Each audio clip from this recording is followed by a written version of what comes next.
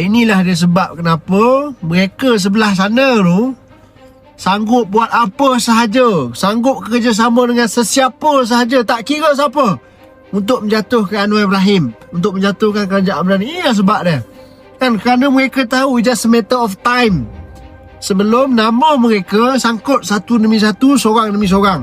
Kes rasuah, money laundering, akaun offshore, luar pesisir, akaun luar negara beratus juta, duit dekat situ, duit dekat sini. Ni hari ni pengarah Hydroshop, Datuk Abdul Hamid, didakwa di mahkamah. Pertuduhan apa dia? Menawarkan suapan 500,000 selama 500,000 setahun selama 15 tahun kepada bekas Menteri Komunikasi Tan Sri Anwar Musa.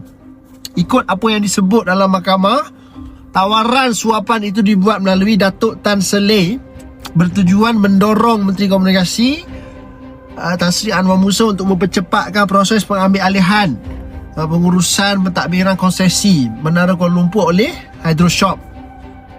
500,000 ni selama mana? Selama 15 tahun.